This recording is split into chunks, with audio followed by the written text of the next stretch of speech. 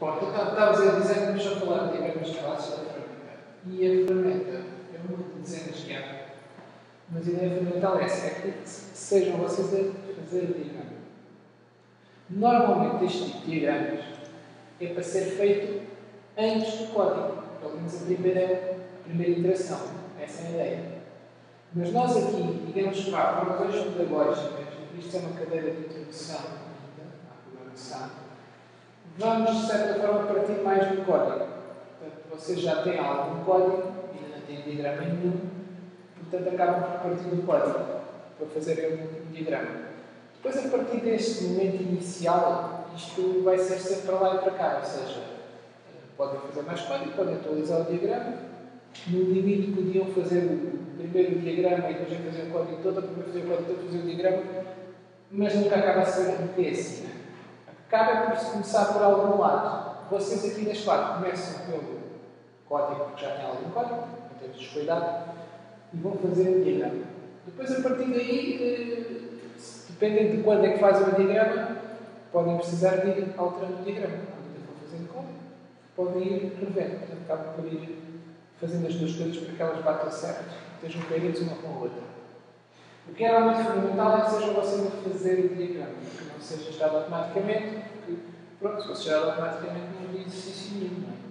A responsabilidade de aplicar bem ou mal, nem sequer era vossa, né? Era a ferramenta de gerar melhor ou pior com base no código. É mesmo para fazer esse exercício de passar do código ao diagrama, de certa forma, e depois manter o diagrama correto com o código, à medida que vocês acrescentam o código. Depende agora de quando é que fazem o diagrama, se fazem mais para o fim, se fazem mais para o início. O que interessa é no final, o diagrama não pode dizer o que está no código, não é? E eles fazemos já o diagrama de passos, não é? Sim, exatamente, eu até diria que mesmo vocês tendo algum código, por isso é que eu estou a dizer que não vou começar pelo diagrama, porque já têm algum código, mas vocês próprios podem começar por fazer o esboço do diagrama, que é a boa ideia até. Não quer dizer que seja já o diagrama que vai entregar, mas pode ser já uma primeira versão.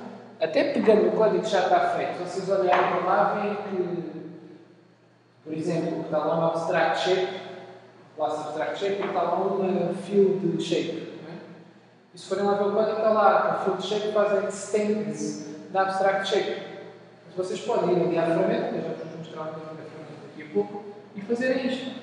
Não tem nada especial, fazem como um retângulo, dizer field shape, e isto representa, na linguagem do diagrama de classes, a classe field shape, e depois dizem, fazem outra para a classe abstract, outro retângulo com a inscrição abstract shape e põe uma seta com o vírgula. Isto é o que em Java nós escrevemos classe field shape extends, isto são as bolas reservadas ao imagem, abstract shape. Então, é este tipo de exercício que é suposto vocês fazerem para esse requisito do trabalho. Portanto, isto com um bocadinho de cuidado, um bocadinho de estudo, conseguem ter um valor mais ou menos garantido. Mas mesmo assim tem que ter algum cuidado, para não terem erros no diagrama. Agora, o diagrama é muito mais abreviado que o código. Por isso é que esta tarefa acaba por ser curta. Tá? Ou seja, vão gastar mais tempo a perceber a lógica do diagrama de classes, embora também não seja assim muita coisa, mas o mais crítico é isso, é perceber a semântica do diagrama de classes, o que é que isto significa, estas linhas e estes vetores. Porque depois o diagrama em si não tem nenhuma complicação especial, é uma questão de tradução, só que é para vocês fazerem essa tradução, de forma a que o diagrama de classes fique coerente com o código e vice-versa. Para isso, vocês têm aqui um documento que eu vou utilizar para explicar o que é um diagrama, o que é um diagrama de classes. E depois vou, no final da aula, mostrar rapidamente a ferramenta. A ferramenta é muito fácil de usar, mas é muito diferente de todas as outras. Em pequenos aspectos, é muito diferente de todas as outras, a forma como se desenha. Mas é uma ferramenta de desenho. Aquilo é basicamente uma ferramenta de desenho simples, feita para fazer esquemas de diagramas destes. E não só, mas alguns da família. Mas para nós somos bem interessados pelos diagramas de classes. E é das mais simples. Há ferramentas sofisticadíssimas para fazer este tipo de diagramas. Ferramentas que têm luz e nunca mais acabam com muitas opções. Não vamos precisar nada disso. Esta chega perfeitamente e é fácil de usar. Mas vou deixar, vou procurar deixar um pouco de tempo no final para falar um bocadinho da ferramenta. Então, sobre os diagramas de classes. Vamos ver se tenho aqui já aberto.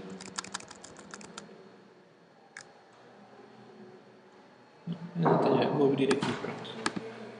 Não sei se está cá ou não.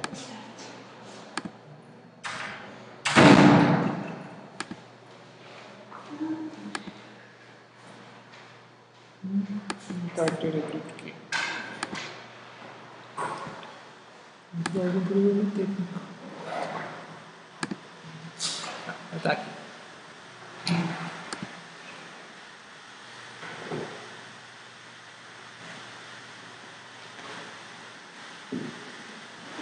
Vou aumentar mais um bocado. Ver mais. Nesse não sei como, né?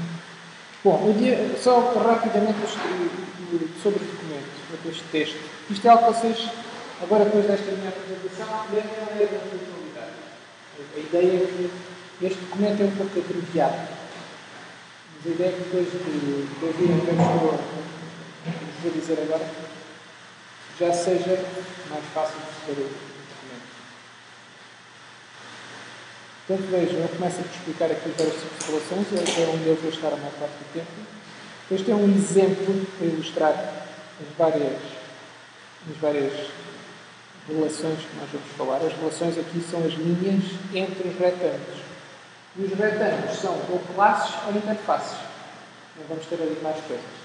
Portanto, são um espelho muito direto do código Java, em que vocês têm classes e interfaces. Depois entra aqui um bocadinho mais em detalhe quando é que devem usar cada uma das relações, ou seja, que tipo de linha que devem desenhar. E depois faz este paralelismo entre o código. Tem aqui uns esqueletos de código que correspondem ao que está aqui no diagrama. Basicamente é isto que o diagrama tem. Então, eu vou começar aqui pela secção 2, só porque é mais simples e direta. Vejo nesta relação tal.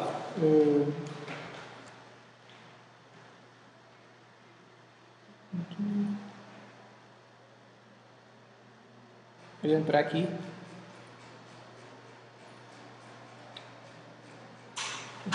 Posso mostrar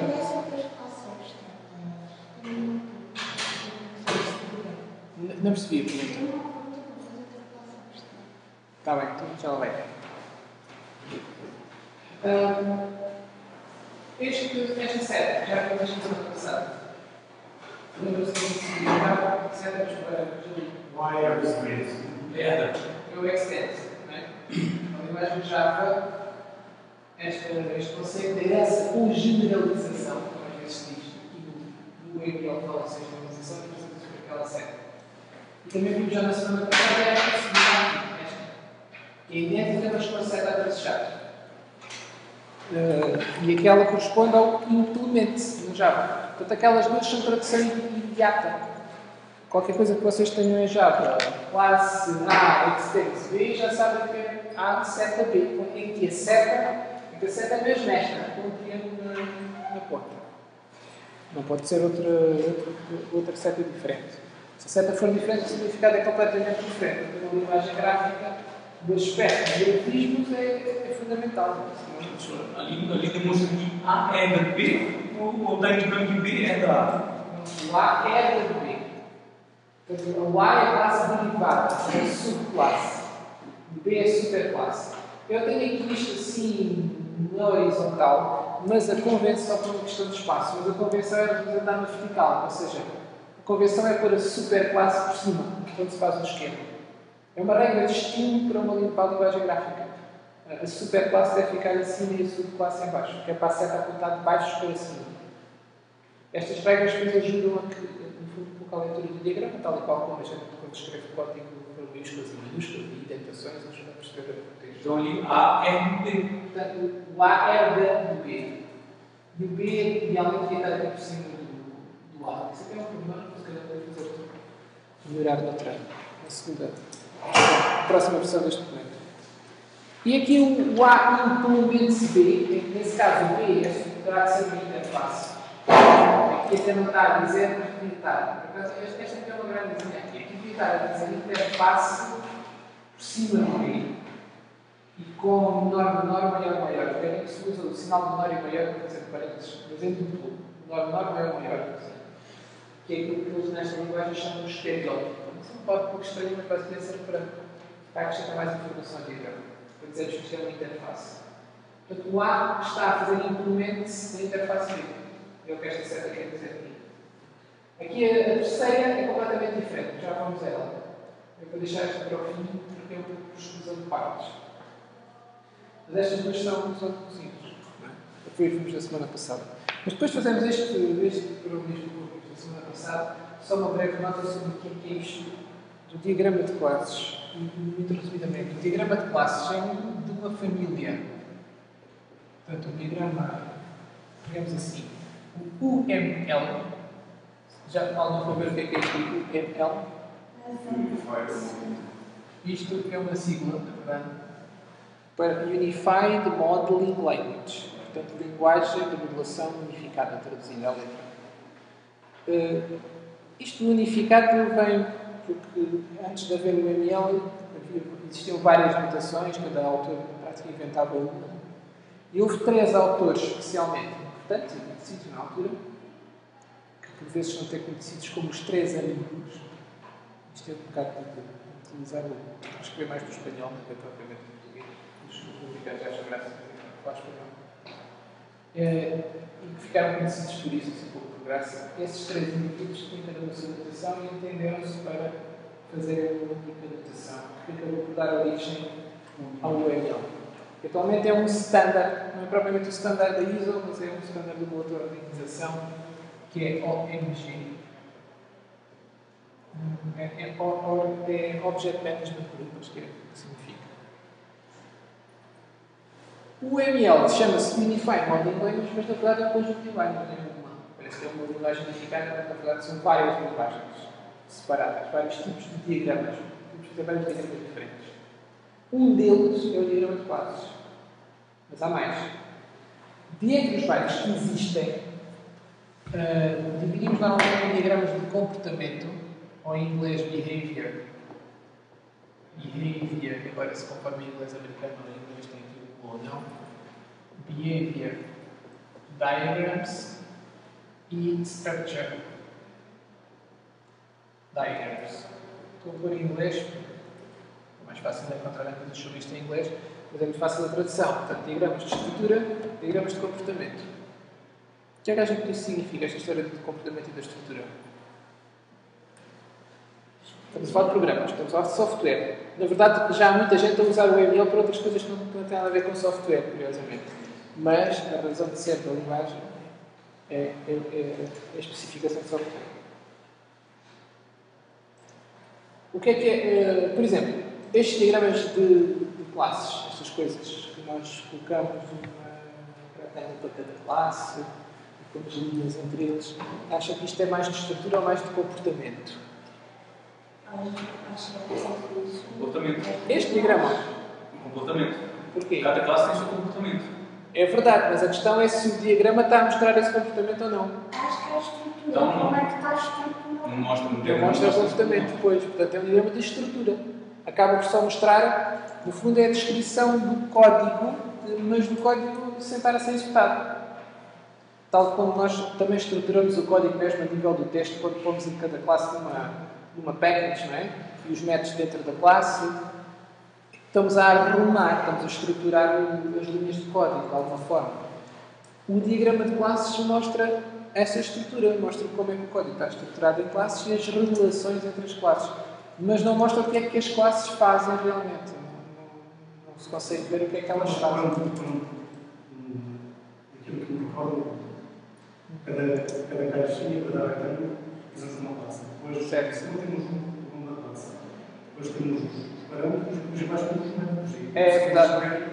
Conseguimos saber o que é que cada classe faz. Sim, mas em termos de informativos só. Não conseguimos ver o que é, digamos, não conseguimos ver o que é que eles fazem, ou como é que fazem. Se quiser, não conseguem ver que, por exemplo, tanto podem escrever uma coisa como escrever outra, conforme a variável é positiva ou negativa. É nesse aspecto. Ou seja, não conseguimos ver o que é que acontece quando é executado. Conseguimos é saber que aquele método é suposto fazer aquilo. Mas ficamos neste nível. Pronto, é que ele faz aquilo. Mas não vemos como é que faz, nem vemos a fazer. Há um tipo de diagrama que todos vocês já viram em algum lado, até fora de contextos da informática, que são os aqui um branco, Organogramas? não são os organogramas. O organograma é um diagrama de estrutura também. Por exemplo, isso até é um bom exemplo para outro diagrama de estrutura. O organograma de uma empresa, né? Está o diretor, com os vice-diretores e os chefes de serviço, e não sei o quê, por aí fora. Isso também é uma estrutura. É mostrar a estrutura da empresa, por exemplo, ou da entidade. Não, é o... Agora temos aqui uma branca. Eu venho aqui e vocês veem logo o que é que eu estou a falar. Fizeram uma coisa assim. Fluxo horário. Fluxo horário. Pronto, vamos lembrar de falar. Todos vocês já viram coisas deste género. Portanto, aqui é sim, aqui é não, ou o que fosse, a condição que fosse. E aqui é uma coisa que acontece, e depois aqui vai acontecer outra, e aqui vai acontecer outra, e pronto. Isto já é um diagrama de comportamento, para mostrar o que é que acontece. Ou vai para a esquerda, ou vai para a direita. Pode-se fazer diagramas destes até para mostrar, para explicar um ciclo também pode ser, ou para meíferas. Aqui é uma condição, se fosse um ciclo, um ciclo pode ser algo representado assim, ou vem para aqui, ou volta para aqui. Isso é uma coisa assim. Este tipo de diagramas são diagramas de comportamento. O ML não tem propriamente esses fluxogramas, mas tem outras coisas parecidas, até mais sofisticadas. Tem funções fluxogramas mais sofisticados. Tem vários tipos de diagrama que são diagramas de comportamento. Fazem genericamente os objetivos de ter um fluxograma no sentido que mostram o que é que vai acontecer. Nós aí num guia prático aí há umas semanas atrás vimos lá um bocadinho de um diagrama de comportamento. Quero dizer aqui o esquema, vocês se lembram-se. Tem um diagrama mais ou menos assim neste aspecto.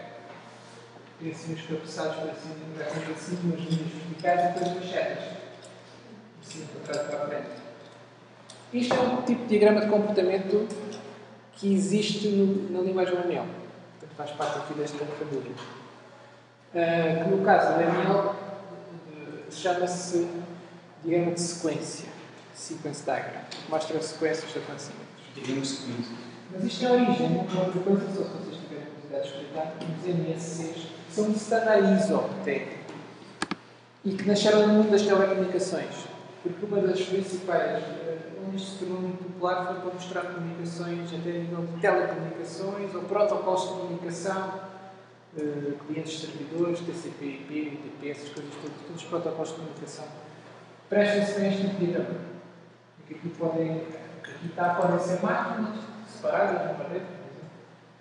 Aqui na programação orientada para objetos, quando usamos este tipo de diagrama, normalmente estas linhas verticais são objetos. E aqui as setas são chamadas métodos. Esse é o objeto A, chamamos o método do objeto B, e depois esse método, depois tem aqui não correto, para dizer aqui do método, depois o método chama ali outro objeto, depois volta, eu aqui nesta disciplina, que não costumo dizer mais do que isto sobre diagramas de comportamento, basicamente é dizer saber é que eles existem, que este é um dos tipos de diagrama de comportamento que faz parte do ML, mas não vos vou pedir para fazerem. Portanto, fica assim um bocado só a nível de cultura geral. Há uma disciplina do segundo ano em engenharia de software, vocês falam mais destas coisas. Aqui vamos ficar só no diagrama de classes, dentro dos diagramas de estrutura, e até dentro de todos os diagramas do ML, o diagrama de classes é de longe o mais popular. Porque é aquele que permite ter assim, uma visualização mais simpática, digamos assim, da estrutura de um programa. E ao mesmo tempo é bastante direta a tradução para a estrutura do programa. Portanto, acaba por ser uma forma gráfica de ver como é que o programa está arrumado. E naturalmente, sendo os mais populares do ML, também é um dos diagramas de estrutura de longe e mais usado. E há muitas ferramentas que geram automaticamente diagramas de classe a partir do código e ao contrário. A partir do diagrama de classes gera um código. Claro, normalmente gera um esqueleto de código, não é? O diagrama de classes. E esse é um aspecto muito importante. Como, de modo geral, todas as linguagens gráficas, pode-se dizer isso, não têm tanto detalhe como tem o código. Nesse sentido, diz que estes diagramas são mais abstratos que o código. Porque abstraem muitos dos detalhes, desaparecem muitos dos detalhes que estão no código. Se vocês virem, quando eu digo isto, por exemplo, só estou mesmo a dizer que isto é uma classe herda da outra, não estou a dizer mais nada. Mas esta informação já pode ser interessante. Não apenas por duas classes, mas para as outras todas. Porque ficamos com uma ideia geral do programa. Sem termos de estar a dizer todos os métodos, as variáveis que cada uma daquelas classes tem. Nas linguagens gráficas não vamos querer pôr lá todo o detalhe, senão o grafismo funciona muito bem quando não é assim muito grande e muito complicado. Se nós estamos a dar um emaranhado de fios, não se percebe nada do que lá está. Convém que os diagramas sejam relativamente pequenos e, se forem maiores, serem partidos aos bocaditos para a gente, quando olha para o diagrama, conseguir visualmente ter uma ideia geral da coisa. Não temos que andar ali quase para resolver labirintos pelo meio daqueles fios todos. Não é? Então, vamos, se calhar, agora passar ali mesmo para, depois desta pequena introdução, já sabem que o diagrama de classes faz parte do ML e que é o diagrama de estrutura mais usado. Vamos olhar aqui para estas relações. E vejam, aqui deste lado agora, aqui, tem três relações. Na verdade, são três variações da mesma relação. A relação é a associação, que se chama. Agora é um bocadinho de cuidado com a terminologia, que é sempre um bocadinho confuso. No diagrama de classes, em termos gerais, as linhas, a ligar os retângulos, isto resume-se um pouco a retângulos e linhas. As retângulos já vimos que são interfaces ou classes. E as classes podem ser concretas ou abstratas, como já vimos também. As linhas entre os retângulos são relações entre as classes, que na prática se traduzem por relações entre os objetos dessas classes. Já vou falar um bocadinho disso. Então, as linhas são relações e os retângulos são as tais classes interfaces. Depois, as relações podem ser de vários tipos. Há vários tipos de relações. Um deles é a generalização, ou a herança. Outra chama de generalização, mas também é muito comum chamar-se herança. O outro é este, que é aquilo que eles chamam de realização da interface. Nós, no caso do Java, falamos em implementação da interface. Está-se a seu nome.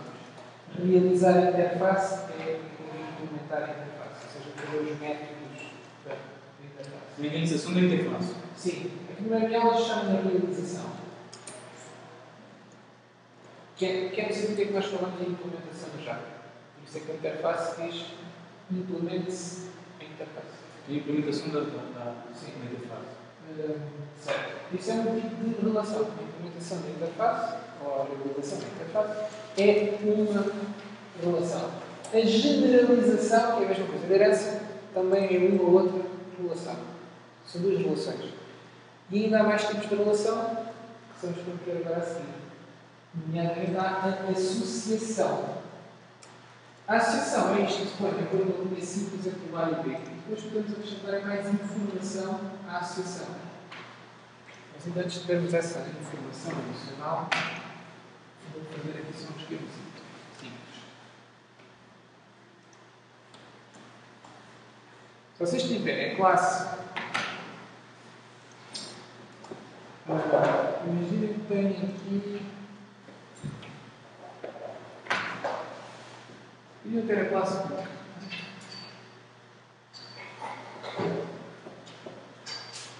A classe pública faz extends do product. Já vimos há umas semanas atrás. E depois tem cá dentro, e cá dentro, pelo menos mais uma string, e depois fazer aqui o publish. Vou ficar por aqui, não precisamos de mais conversa. Vamos ter esta classe, certo? A classe book faz extends da product, tem cá dentro Uma variável publisher. E também tem os autores. Como é que sempre temos aqui os autores? Os autores, na verdade, podiam ser vários, não é? Não podiam, passam a ser. Tem aqui uma lista de autores. Certo? O resto é que não vale a pena dar os autores. Teria o construtor, aquelas coisas todas. O que é que isto significa em termos de diagrama de classes? Podemos pensar, bom, então, a classe é a existência de produto. Mas antes de irmos a isso, vejam que se tivermos um objeto da classe book, e para dizer um diagrama de classes, nós também podemos ter objeto, embora muitas vezes não coloquemos. Se a gente quer falar de um objeto específico, podíamos pôr assim, pomos um sublinhado e uns pontos aqui. Porquê? Porque isto significaria mais ou menos assim. Era como se agora aqui no sítio fizéssemos book B1 igual new book, qualquer coisa que nos paramos que interessa. O que é que temos feito? Temos feito uma variável B1 que aponta com o objeto book. Se assim fizéssemos book B2 igual a new book, qualquer, tínhamos aqui um B2 a apontar para outro objeto tipo book. Este dois pontos aqui, na verdade, serve para que nós estivéssemos colocar aqui o nome do objeto. Muitas vezes não se coloca, porque neste caso não seria o B1 e o B2. O sublinhado é que é fundamental, é que nós estamos aqui a falar de um objeto. Se tivéssemos aqui estes dois objetos, qualquer um deles vai ter estas duas coisas. Eu vou tratar só do publisher, que é um string. Portanto, aqui o nosso publisher estaria algo aqui. E agora aponta para uma string. Que é também um objeto da string. Portanto, eu teria aqui qualquer coisa, não interessa agora. Na verdade, é uma array. Mas este também teria. Publisher também apontaria para um objeto de string. Está claro? Aqui? Ok? Não é muito nada.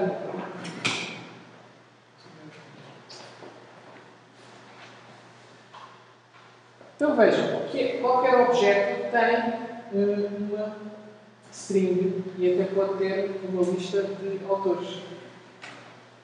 Portanto, também poderia ter aqui uma lista, vou copiar o bocado, e este aqui também teria uma lista. Por que é que eu estou a fazer isto com dois objetos?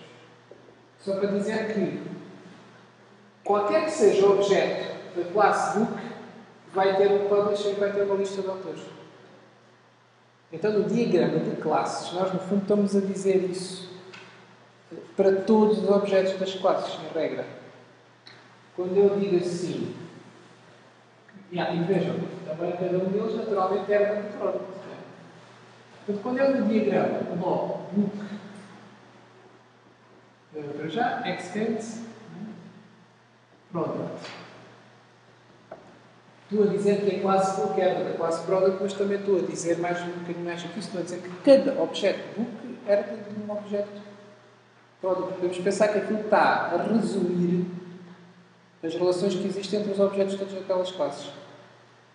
No UML, eles vão ao ponto de... Está lá um bocadinho escondido na definição daquilo, num texto com umas centenas de páginas. Mas lá no meio eles dizem que... Ou seja, isto é uma relação, como eu já vos disse, do que está relacionado com o product por uma relação de extents.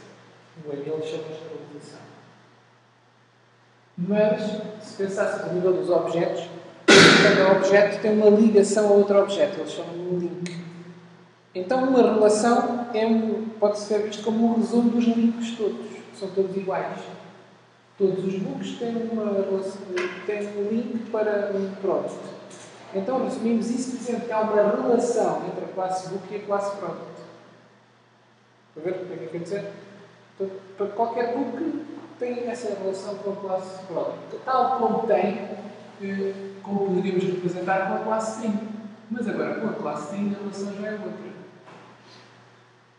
Porquê? Porque tem aqui uma string dentro. Isso agora já nem no extends nem no implement. É uma associação. Portanto, o book está associado a um publisher que, na verdade, é uma string. e também está associado a vários autores. Agora aqui talvez fazemos uma simplificação. Se fôssemos olhar aqui ao código e ser muito rigorosos, diríamos que a classe book tem uma lista. E a lista, que é só uma, é que tem vários autores. Mas normalmente simplificamos isto e dizemos logo que, bem, o book tem vários autores. No fundo estamos a fazer um bocadinho de tal abstração, de simplificar isto. Não estamos a fazer mais retângulos e mais linhas. Então dizemos, o book tem autor. E aqui temos a classe autor. Mas então não tem um autor. Tem vários autores, porque na verdade tem uma lista de autores. Então nós aqui, a nível de problema de classe, fazemos mais isto. Vamos admitir que é que ter sempre um autor. Podíamos escrever sempre lá um, portanto a lista do que eu estava a dizer. Diríamos assim, 2 pontos, asterisco.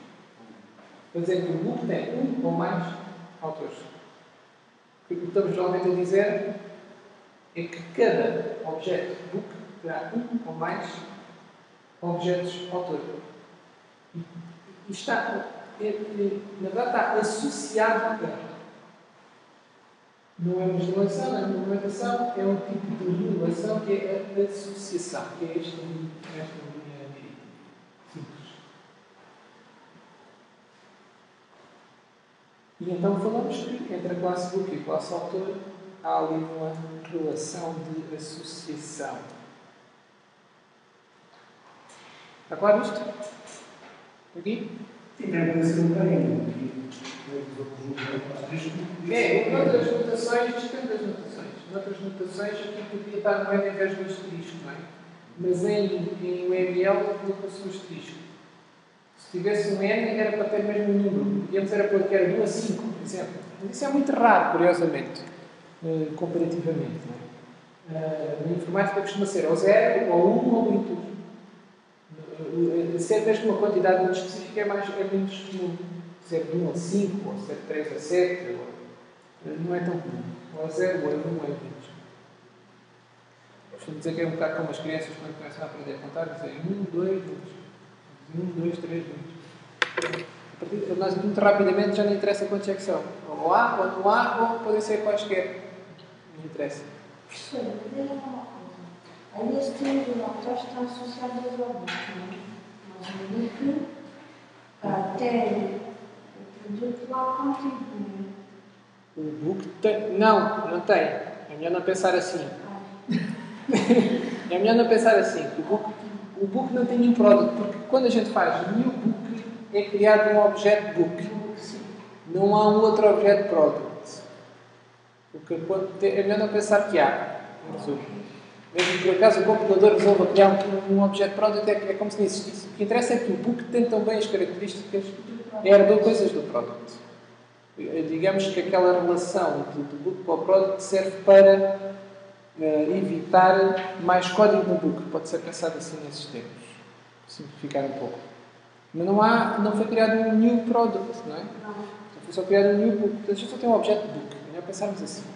O objeto é o book. O objeto é um book. Está a dar características que estão definidas. Que estão no product, sim. Poderá herdar. Logo, aquelas que estão associadas ao book também têm outras características. Mas aí a relação é muito diferente. Enquanto que o book é um product. Assim, diz que este tipo de relação, como eu disse na semana passada, significa em inglês um book é um livro é um produto. Mas um livro não é um publisher, nem é um conjunto de autores. Não. Portanto, a relação é fundamentalmente diferente. Então, o facto dessas estarem associadas continuam só associadas ao book, não Sim. ao product. Apesar do Exatamente. book estar associado. Exatamente, não tem nada a ver com o product. É dar as características. Esta não tem nada a ver com o product. O product nem sequer sabe que isto existe. Isso até a nível da própria linguagem Não é Java. ligada só diretamente ao book. Quando uma classe herda de outra, aquela de onde herda, neste caso a product, nem sequer tem de saber que existe uma classe book a herdar dela. Não tem que ser alterada por causa disto. Esta podia desaparecer e a classe product continuava igual. Já se a classe product desaparecesse, esta não ia funcionar. E logo dar um erro para saber o que era o product. Isso mostra que há uma dependência entre o book e o product. O book depende do product, mas o product não depende do book. Agora, o book depende do product, depende da string e depende do alpha. Precisa de todas estas coisas. E também depende do list, mas é tal que nós estamos a esconder, a abreviar. Tá? Agora, estas duas relações são as mais, digamos que criam aqui uma dualidade. Por vezes podemos ficar eventualmente na dúvida se criamos uma relação ISA ou ESA. Mas normalmente, pensando em termos de mundo real, ajuda-nos a resolver essa dúvida. Por exemplo, como é que a gente sabe que um livro deve fazer extends do product, mas na verdade sabemos que quando faz extends do product fica com características de produto. Por exemplo, o nome do livro pode estar já no nome do produto. Nós fazíamos o preço, também já estava no nome do produto, também já estava no produto. Então, quando nós fazemos new book e passamos o nome no preço, na verdade o nome e o preço vão para o produto. Não é? Mas então também podemos pensar assim, bem, então é como se o book tivesse um produto. Podíamos pensar, então o produto pode estar aqui dentro do book. Porquê? Porque se estiver aqui dentro também tem lá um name, um nome e um preço. Porquê é que isto não faz muito sentido? Porque se nós tivermos muito presente que um livro é um produto, a relação com o código na programação orientada para objetos que corresponde a este conceito que é do mundo real, que é o livro ser um produto, é dizermos que a classe livro herda da classe produto. Não é dizer que um livro tem um produto lá dentro. Mas faz mais sentido dizermos que um livro tem um editor lá dentro. Lá dentro é um bocadinho versado, não é? Mas que tem um editor e que tem um conjunto de autores. Um livro não é claramente um conjunto de autores, nem é um editor. Não faz sentido nenhum dizer isso. Portanto, aqui, esta visão do mundo real obriga-nos e ajuda-nos, pelo menos, a tirar esta dúvida se a relação entre book e product deve ser herança ou não, ou se deve ser associação. A regra também que muitas vezes segue é que se estivermos na dúvida, ou que parece que pode ser qualquer coisa, eu nunca me lembro de um exemplo para dizer isso, mas se vocês ficarem com essa dúvida, mais vale ir para a associação, ou seja, para o argumento. Porque é mais simples desta forma. Mas é só se estiverem na dúvida se conseguissem mesmo seguir.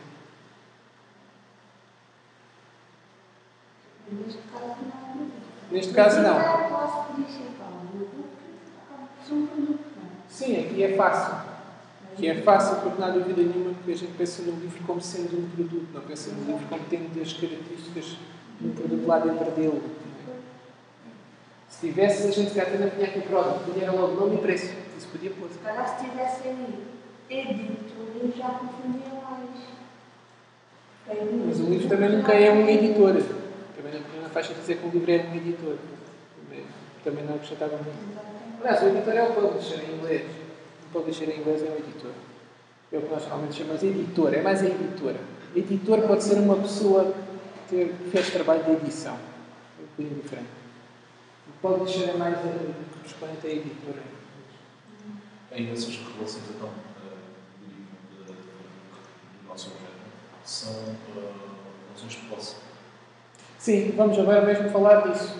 Porque o que não é ISA é ESA. Mas agora há várias formas de pensar no ESA, curiosamente. O ISA, o E1, tem duas variantes, que já vimos, que é o Extend e é o Implement.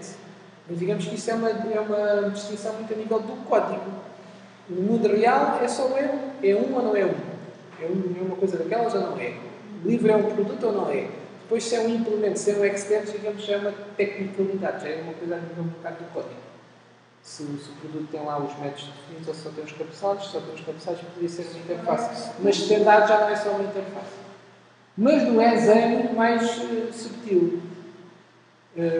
A relação ESA, que em inglês, portanto é a tradução, em português será TM, este ter pode ter, é muito dúbio.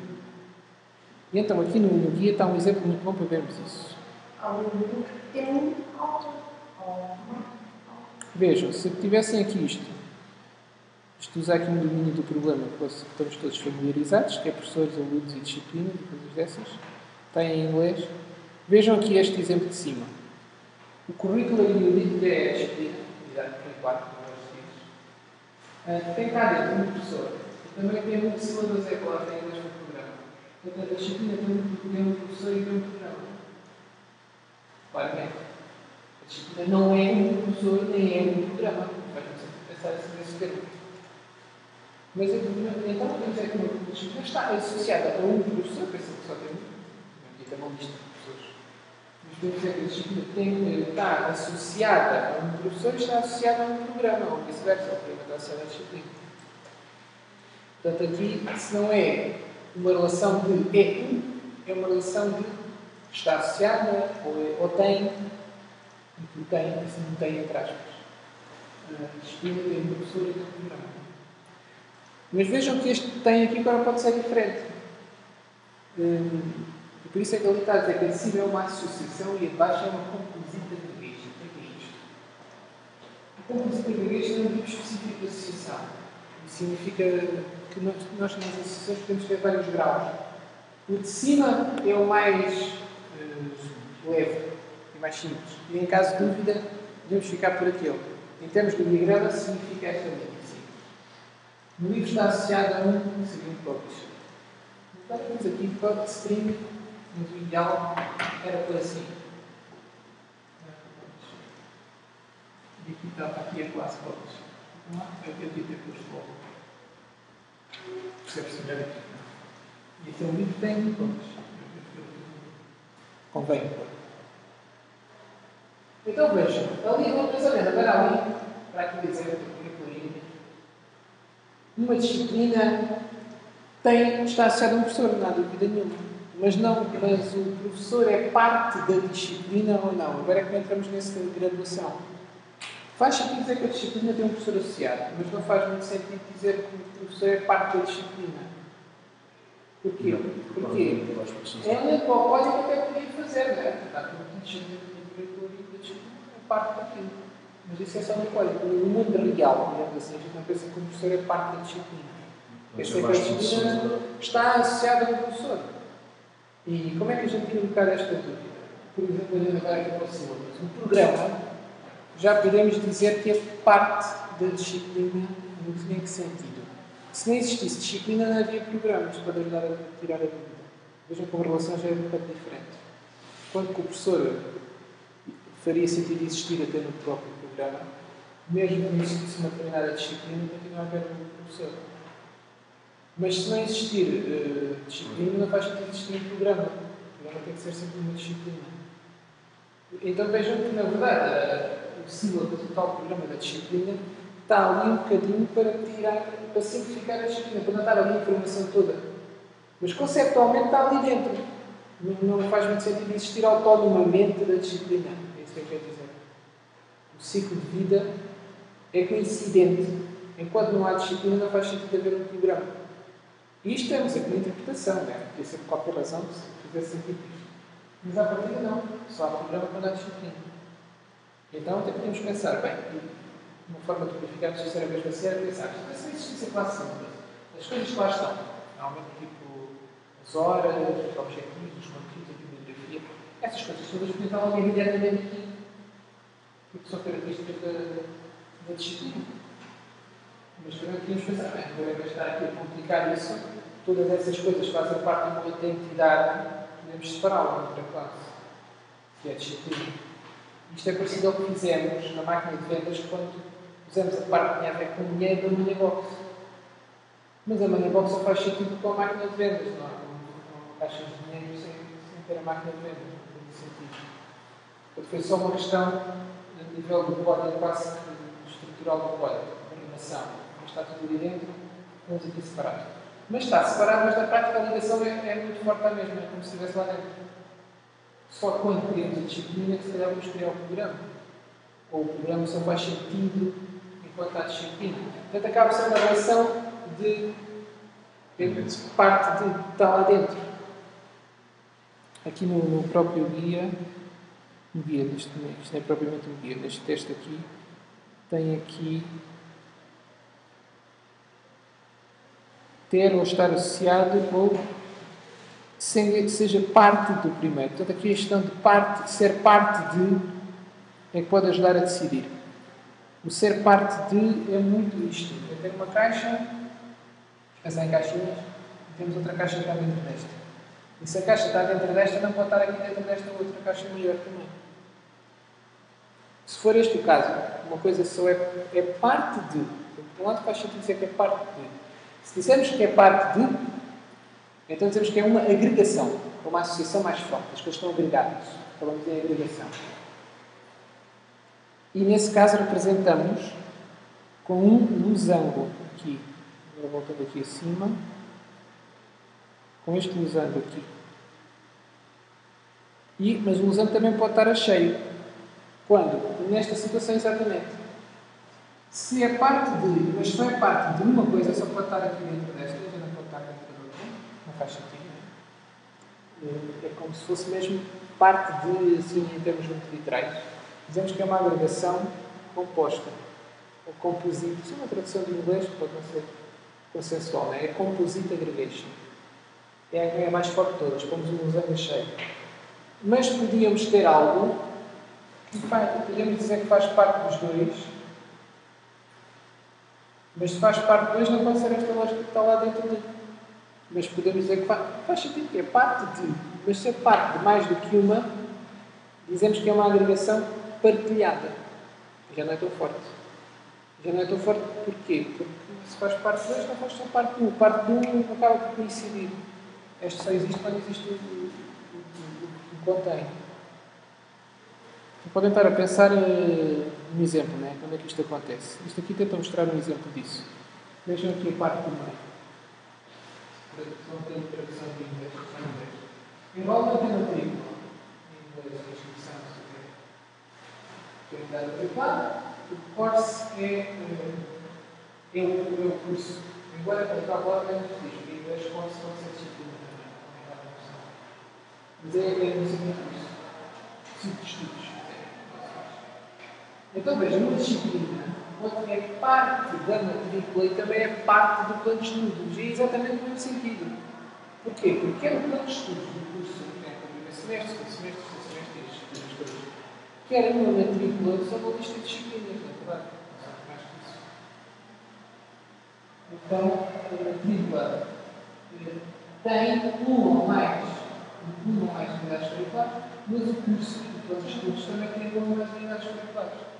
Então, veja, esta é uma situação que faz sentido pensar em parte de, a disciplina é parte do curso e é parte da matrícula, mas como é parte de duas coisas, falamos em agregação partilhada. Porquê é que tem um losango? Porque é parte de, se não nem sequer tem um losango. Porque faz sentido dizer parte de. Mas como tem mais do que uma... Mas como tem mais que uma, não pomos o losango oco, por assim dizer. Se, ao contrário, aqui, entre o currículo e o syllabus, o syllabus é o programa e só pode pertencer à disciplina, não faz sentido pertencer a mais nada, portanto é parte da disciplina, não é parte de mais nada, então podemos pintar o losango cheio. O significado é que é mais forte a dimensão. É equivalente, na prática, a estar lá dentro, quase como se não existisse como uma entidade própria. Pronto, mas há aqui mais algumas coisas. Isto já é fácil, só falta depois falar aqui do início, já estou a falar. Ainda dentro das associações, vejam, aqui tem a herança, e entre a student havia dois tipos de student. Este é o local student, está aqui, o local student, e depois é o Erasmus student. Ambos são estudantes.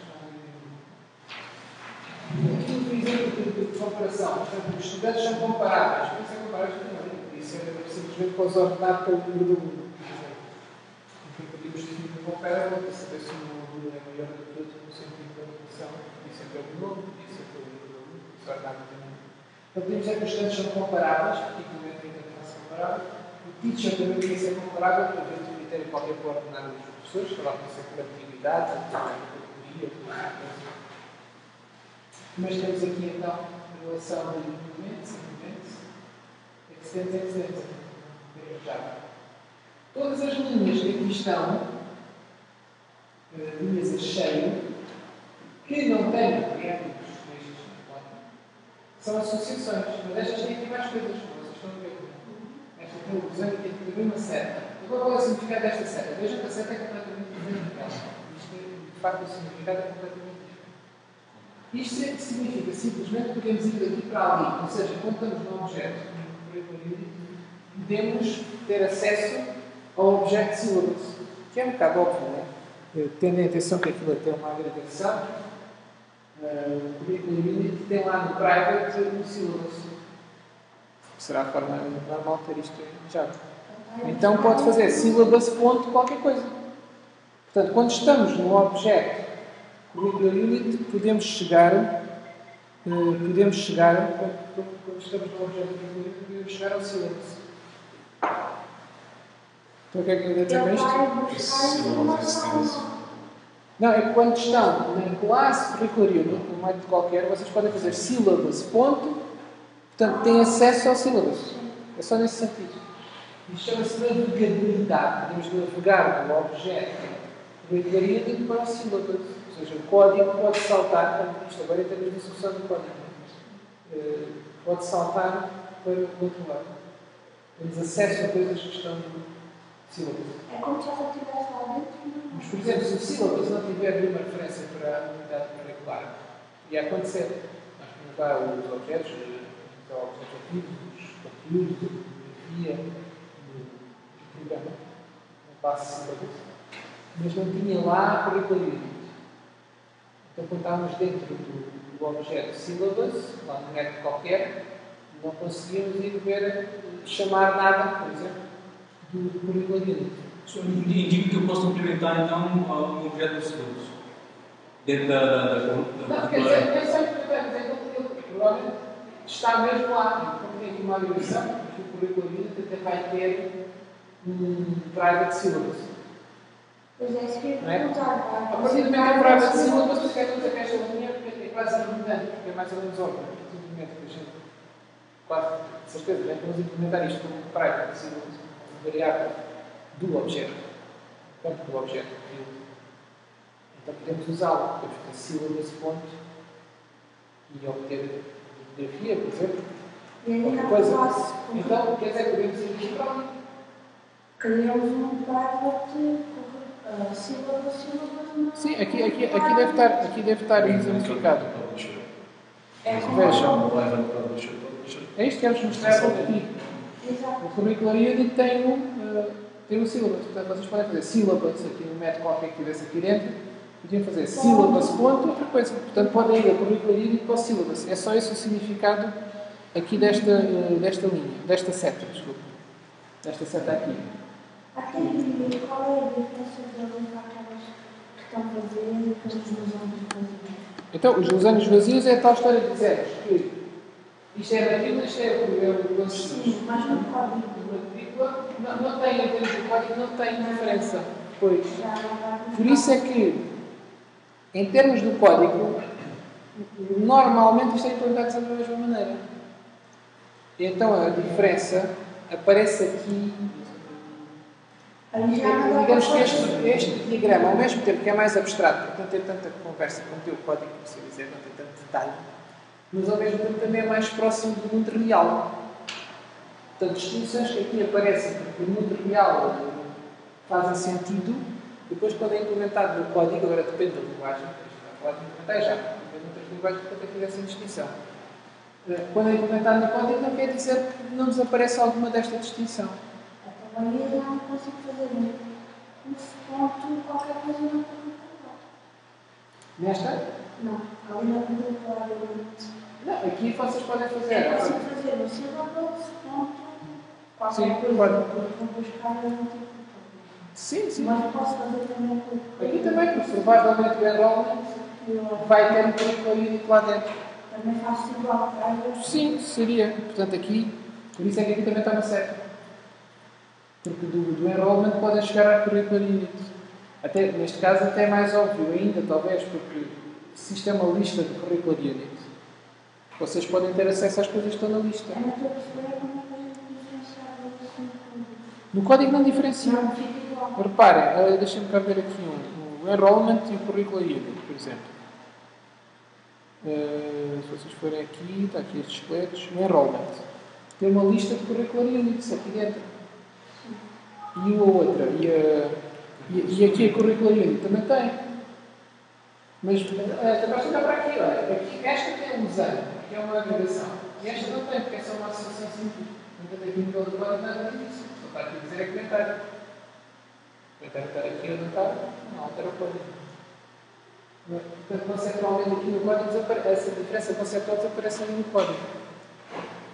Agora, pode acontecer outra coisa, é que desaparece aqui neste detalhe, mas na forma como as coisas são utilizadas estará presente. Por exemplo, aqui o syllabus, se nós dizemos que é uma composite aggregation, para o código realmente ser coerente com essa informação, então o syllabus só deveria existir, o ciclo de vida do syllabus ia ser considerado como curricular unit. O que isto quer dizer? Quando fazem new curricular unit, é que iam fazer new syllabus. Para ser mesmo levado à letra. E quando desaparecia a curricular unit, também já não havia syllabus, não ficava lá disponível. É como se fosse parte de. É como se estivesse lá dentro, mas não está. Se nós dizemos que lá no diagrama que é uma composite aggregation, mas depois afinal pode haver sílabas e não haver curricular unit, não estávamos a ser coerentes com o que estamos a dizer no diagrama. Portanto, o diagrama, na verdade, também diz coisas que não são diretamente a estrutura do código. Tem a ver, acaba por refletir algo que tem a ver com o ciclo de vida dos objetos, não apenas com a escrita. Professor, então para me chegar, no caso, para me chegar na sílabus, eu teria que criar o objeto da currículo unit. Não poderia estar criando direto o objeto da sílabus. Porque uma está contida na outra. Sim, então, essa é a ideia. Sim. Eu só posso chegar na sílabus com aquele. Mas podia fazer uma ligeira. Cheio. Podia-se eventualmente fazer uma ligeira batata, fazia o sílabus e logo a seguir fazia o currículo unit. Mas nunca só fazia ao mesmo tempo. Mas para levarmos ainda mais à letra era mesmo new curricular unit. E no construtor chegaria a fazer um sílabus.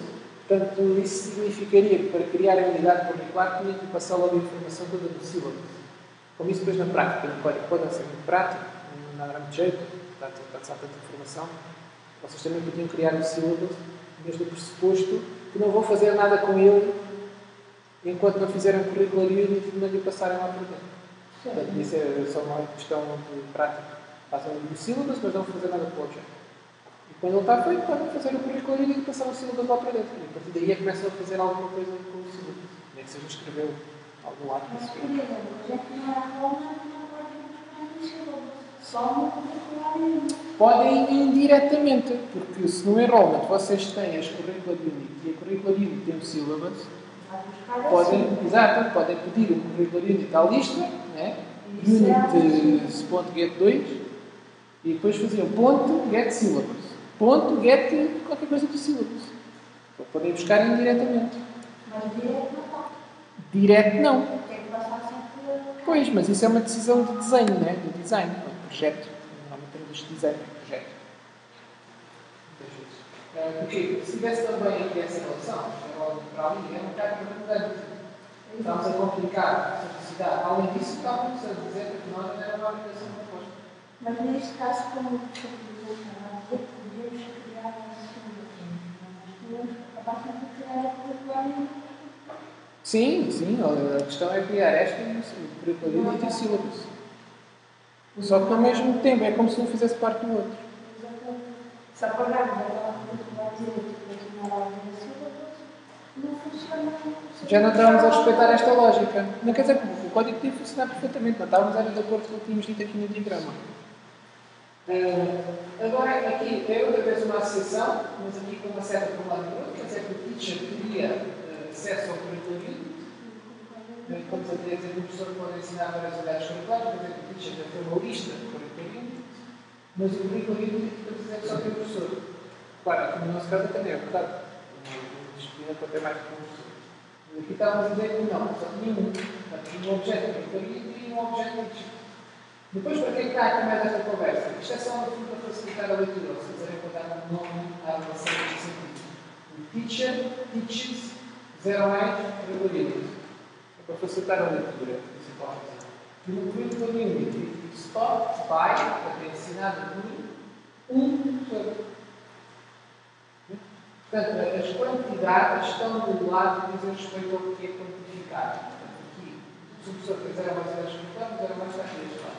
Se me der muito claro, tem um professor, não está aqui este lado. Eu estou a dizer isto porque outras funções às vezes é o contrário. Para aumentar a quantidade. Põe a medida daquele lado, 0 mais deste lado. Coisas assim.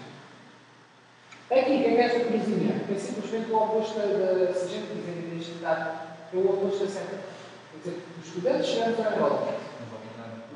Porque a matrícula não sabemos que é o último da matrícula. Isto pode fazer sentido, pode não fazer falta no limite.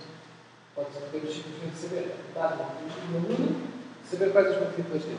Não precisamos de estar no objeto de matrícula e saber qual Mas aí não gera uma questão de herança?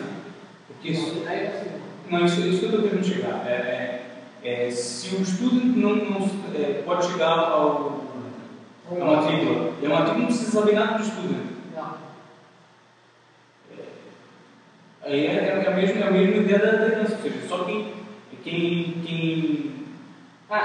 é que sabe o conteúdo, ou seja, quem está passando a herança não precisa saber de nada. Exato. Isso também acontece. O ensino também não precisa de saber o que está dentro do currículo. Porque provavelmente o sílabus é só usado para ter um conjunto de informação e o currículo tem que vai pedir Vai buscar as informações. Portanto, o sílabus não vai fazer nada especial. Tá? Pronto, então em resumo, temos aqui a herança, no implemento, a associação com estas variantes do usando. Se faz sentido parte de, deve ter usando. Se achamos que não faz ou estamos na dúvida, não vamos usar nenhum. Temos só que é uma associação, está associado a, mas não vamos usar. Se achamos que parte de, se o senhor faz sentido falar, é parte de, então devemos pôr o usar. Se o parte de for exclusivo, só aquilo é que é parte só daquele, como aqui com o syllabus, é parte só do curricular unit, e então podemos pôr o usar cheio. Tá?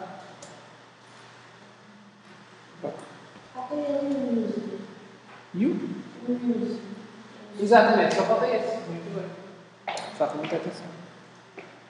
Só falta falar desse. Aqui nesta lista inicial, já agora para explicar porque é que aparecem aqui estas coisinhas aqui. Isto é só para dar um bocadinho mais de informação, porque é mais necessário. Quando identificar que é uma associação, que a associação é uma relação, isto é o que aparece mesmo na documentação do ML. Vejam, lembram-se o que significa isto? É uma herança, não é? Que na verdade significa é um. Então, o próprio ML tem uma característica muito curiosa. Eles utilizam o próprio ML para definir o ML. Que é uma coisa que vai ter coisa que funciona. Mas vai dar algumas dúvidas a significados mais conceptuais. A gente pode definir uma coisa com base no próprio que é cada possível. Mas a verdade é que, se essa levada às algumas consequências, isto não tem problema nenhum e até tem sido um pouco além. Porque vejam, o que estamos a dizer aqui? Uma associação é uma relação. Portanto, ele tem o conceito de relação, que é a relationship, e tem o conceito de associação. E depois ele próprio diz, então, uma associação é um tipo de relação. Então, em vez de dizerem simplesmente assim, em inglês, ou em língua natural, também dizemos na própria notação do ML. Uma associação é uma relação. Okay? Isto está lá na própria. É um tipo de relação. Eles comunicam os dois, ou basta comunicar no sentido. Não, quando é um book e um publisher, a partida é só o book tem acesso ao publisher. Para o publisher ter acesso ao book era preciso. E na classe publisher, se estivesse lá um objeto book, normalmente. Mas já vamos ver com o use. Isto em permanência, digamos assim, para que o publisher tivesse sempre acesso ao book, tinha que ter lá uma referência para o book. Sempre. Eu vou estar lá com uma tribo. Então, vamos ver aqui. Uma associação é uma relação. E depois a associação pode ter 10 variantes, conforme o valor do parâmetro da. Cada associação tem um tipo de agregação. Se a associação não tem agregação nenhuma, portanto, a agregation kind é none, não utilizam nada de especificação do ML, pronto, é uma associação simples, aquela com uma valor só e acabou. Se a agregação for partilhada, dizemos que a tipo de agregação é share, que é o tal usando no grupo. Se a agregação for composta, é o que eles chamam de agregation kind composite. Isto é uma tradução um bocado limitada. Normalmente a documentação é que o tipo de agregação é composite. Nesse caso, eu usando a shape. Depois está aqui a ser os exemplos dessas coisas.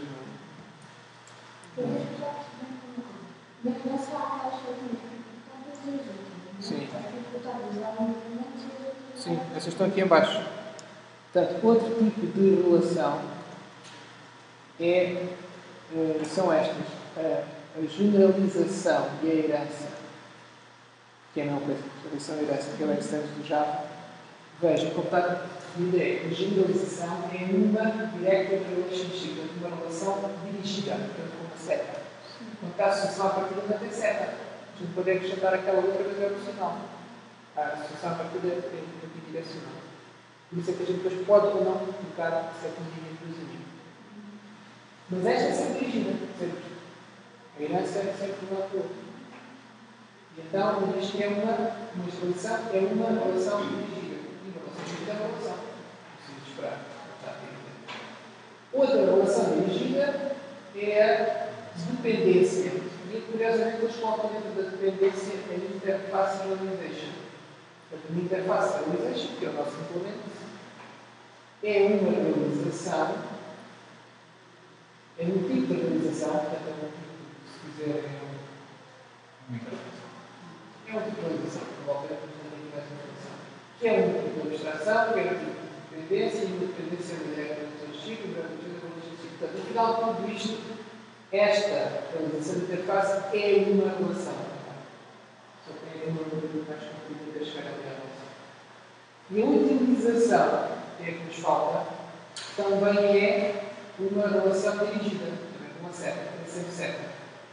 O que é a utilização? É a interpretação de usage. Então, se esta nos falta falar. O que é isto da usage? É também uma dependência. O A está a depender do B porque utiliza o que está aqui escrito é use. E isto é uma setinha aberta, portanto não é com triângulo, e é tracejado. O tracejado com uma seta normal significa dependência. Depende de. Mas vejam, os outros também são dependências, na verdade. Há sempre ali dependências. Mas neste caso, digamos que naqueles casos, como somos mais especificados, especificamos mais. Dizemos que tipo de dependência é que é e quais são aquelas coisas todas. Ou são associações, obrigações, a associação, pode ser vários tipos de obrigação, ou a herança. Quando não é nada daquilo, por isso é que a gente aqui vai definir isto um bocadinho dos exemplos partes. Quando não é nada daquilo, ou seja, quando é nenhum destes três tipos de associação, quando não é extense, quando não é incremento, a outra forma de dependência. Portanto, o SWAT tem a ver se aparecesse o B, o A não ia funcionar. Passamos com isto. O que em termos de código seria o erro de calculação. O A dizia, não sei o que é o B. Então está lá B nenhum, por exemplo. Se aparecesse o B, o A não funciona. No caso do professor, o A buscava informações de determinadas variáveis do B. Ou seja, sim, pode ser. Só existe mesmo se eu tiver as informações. Né? Se eu acabar com o B, essas informações não vão existir. Sim. Mas se o A utilizar o B e o B tiver assim um driver do A, a gente fala em associação. Não vamos falar desta. Só vamos falar desta quando não for nem associação, nem herança, nem implementação. E agora o meu desafio para vocês é, então as situações são estas que sobram. Quando é que o A pode utilizar o B, mas não está associado ao B, portanto não tem lá a private B, nem tem a herança, nem a implementação do B. Os métodos abstratos. Nem está implementando. Não, os métodos abstratos são só para definir os métodos na classe derivada.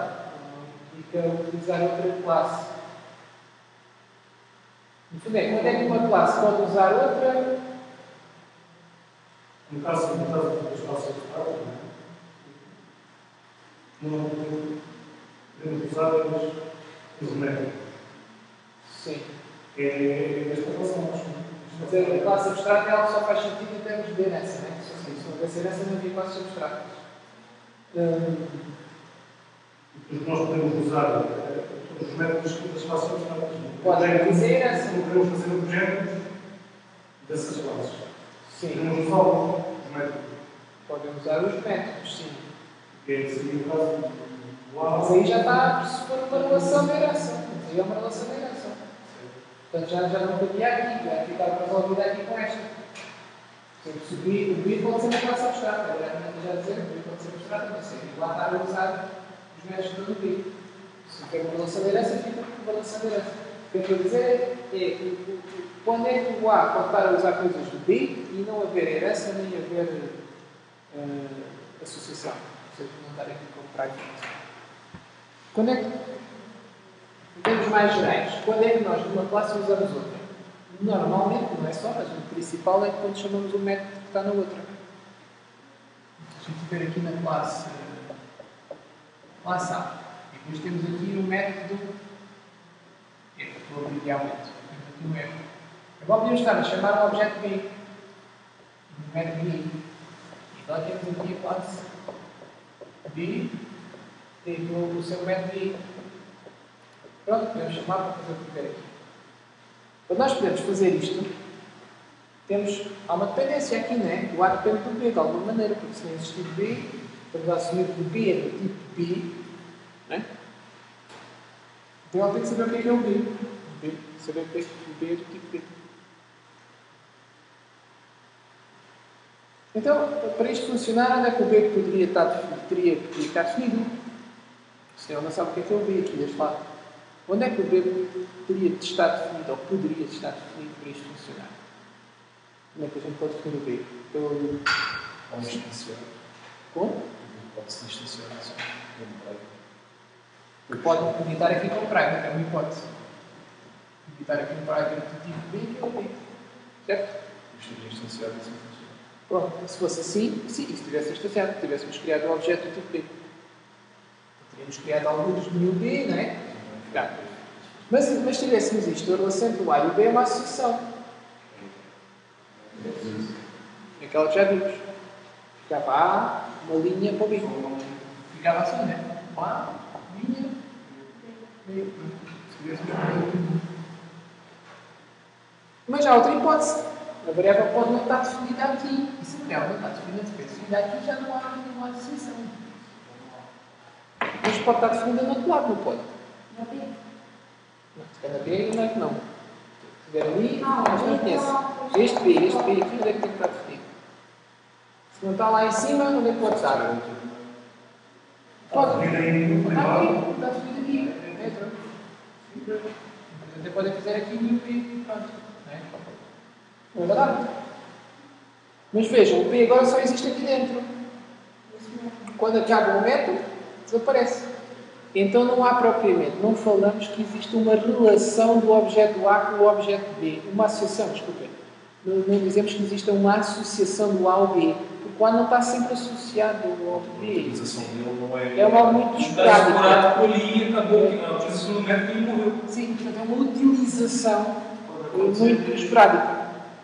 Que não pressupõe que o objeto tem lá uma relação mais estável, digamos assim, ou continuada do tempo com o outro. O ciclo de vida é mínimo, é só mesmo na utilização do método. Sim, exato. E até podia não estar definido aqui, até podia ter vindo como parâmetro. Podia ter vindo aqui. Mas a questão continuava a ser a mesma. Quando acabava o método, o B desaparece. A única diferença é que o valor vinha de fora. Mas é só aqui durante este bocadinho de tempo. Então, nestes casos, nós vamos dizer que o A depende do B. Assim. E há vários tipos de dependência no ML, mas nós só vamos falar no use. Por isso é que aqui no use entre menor, maior. É para classificar exatamente qual é o tipo de dependência. E este é o último tipo de relação que nós vamos falar. Não vamos detalhar mais, porque ainda há mais coisas no ML, mas depois são rapidamente cada vez menos usadas, digamos assim. Há muitas outras coisas. Aquela regra de 80% do tempo usamos 20% das coisas. Não quero essa regra. Se aplicar aqui mais alguma coisa, aqui também um pouco. A gente está a dar apenas uma parte, mas é a parte que se utiliza esmagadora a maior parte das vezes. É mais importante, logo. Que é este conjunto de relações. Posso só dar uma comparação com o que seria por ignorância? No relativamente ao nossa base de gráficos de existe. Sim. É usada os outros quatro. É usada, exatamente, sim. Aquela graphics que lá está, já está definido alguns na biblioteca do Java, a gente só está a utilizá-la. Usaríamos esse símbolo. Sim. Certo com o testejado? Sim. Ali sim. Ou seja, no Paint, por exemplo. Exatamente. Tem lá aqueles paints que recebem como parâmetro gráficos. É usado por vários. só múltiplos. Sim, mas é usada por vários que estão em Acho classes que é uma diferentes. diferente. Também estão em classes diferentes. Portanto, há muitas classes que dependem da Graphics. Sim, é um facto. Há muitas classes que dependem da Graphics, porque há muitas classes que estão a utilizar um objeto, né, do tipo Graphics. Mas é só no método. Até um método que é chamado fora, como todos, né? Como todos não. Como todos os públicos. Né? Dá para ser chamado fora. Pronto, isto acaba por resumir então. Com isto já dá para perceber tudo o que aqui está. Isso acaba por ser parecido com alguns Não, o usar tem uma grande diferença. O usar a variável teria aqui. Não, teria a variável, o B estaria definido aqui em cima. E isso seria uma associação. Sim. Mas é também importante perceber porque é que é isso do fora e do dentro. Né? A questão não é fora ou dentro. É porque quando está fora é um objeto que pertence ao objeto A. Portanto, se o B estivesse aqui, é porque o A está associado ao B. Tem lá um B dentro. Né? Mas enquanto se for só aqui, ele está a utilizar aqui o B, mas não se fala de uma associação ao B, porque é uma coisa muito temporária, não é uma coisa permanente. Enquanto que o outro está lá sempre o B, não quer dizer que a gente esteja sempre a usar, né? Até pode eventualmente estar a nulo durante algum tempo, pronto. Mas não é isso que interessa, o que interessa é que está lá sempre. Quando criamos o A, aparece lá uma variável do tipo B, mesmo não aparece o objeto. Quando a gente utiliza um método, só naquela altura que é isso. Sim, vamos usar o use, por isso é que é tipo. A nossa regra aqui, isto é sempre um bocadinho de simplificação, porque estas questões que eu estou aqui a dizer é muito fácil ouvirem outras opiniões.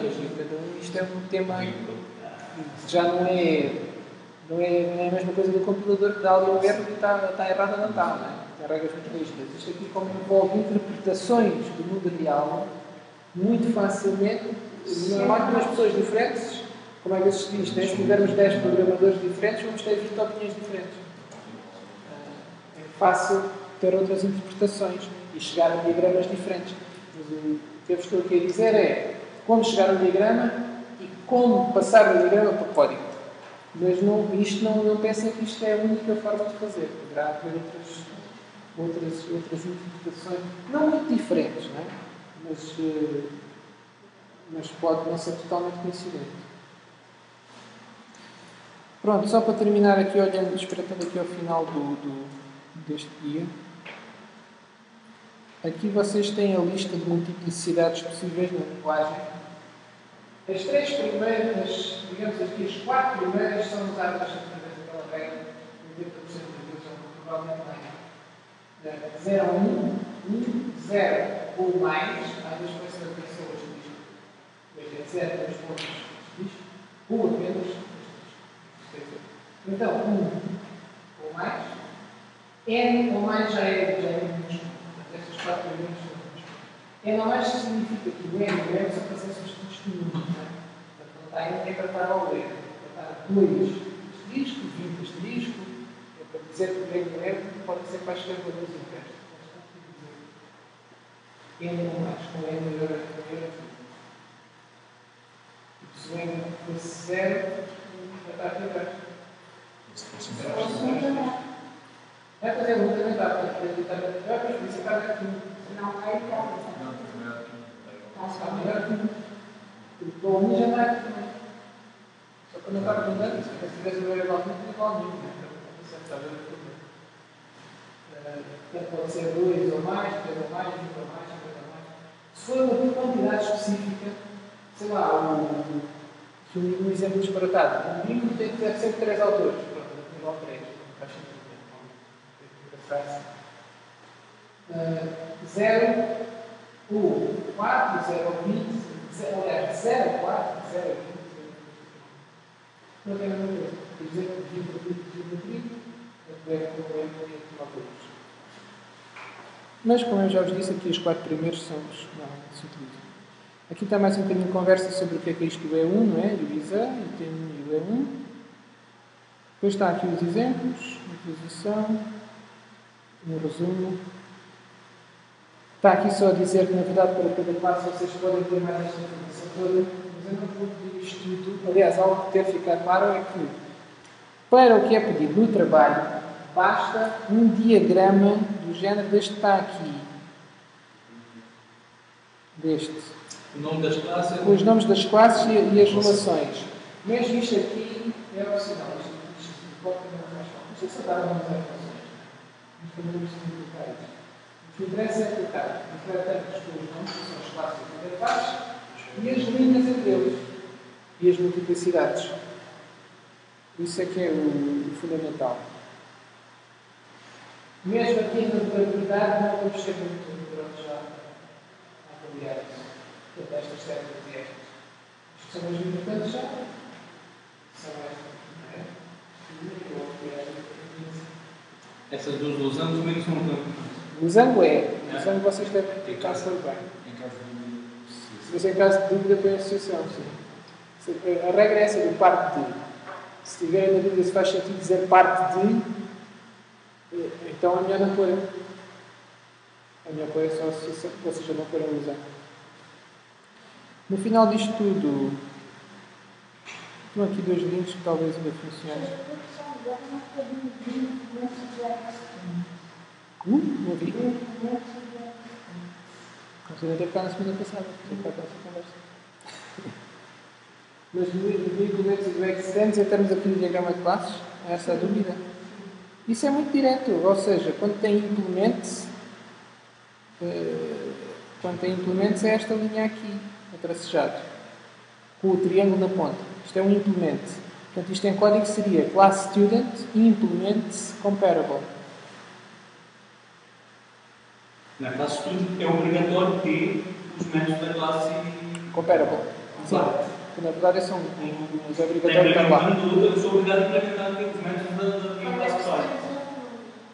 Quando é Extends, não, o Extends é diferente. O Extends herda os métodos públicos, já, e se existirem métodos abstratos na Student, tem que os implementar também.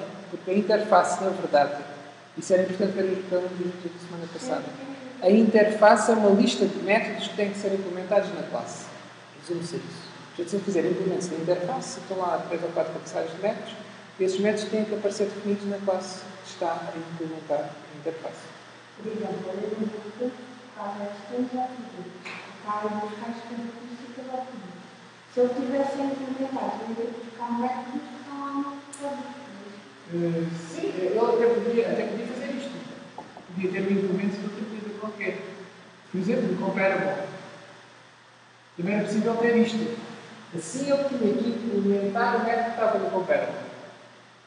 E, além disso, estava a herdar o produto. Ou seja, o book vai ter acesso aos métodos do produto, mas não eu sou obrigado a utilizar. Não sou obrigado. Agora já ao complemento. Os métodos públicos. Exato, os métodos públicos. Também há outra coisa que são os protected, mas que eu não vou Isso falar. já tem. Eu não vou falar dos protected, exatamente. Protected são métodos que são públicos para a classe derivada, mas são privados para as outras. Somente as que é que tem. Há muita gente que acha que não é boa usar o protected, que é só um deles. Eu não vou falar do protected. Mas ficam a saber que o protected é um outro qualificador. Que, aliás, aparece aqui na lista. Porque existe, não é? Aparece aqui.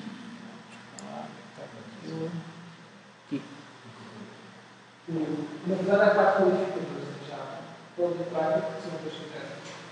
E depois há o protected do package. O package é uma possibilidade de complexos diferentes.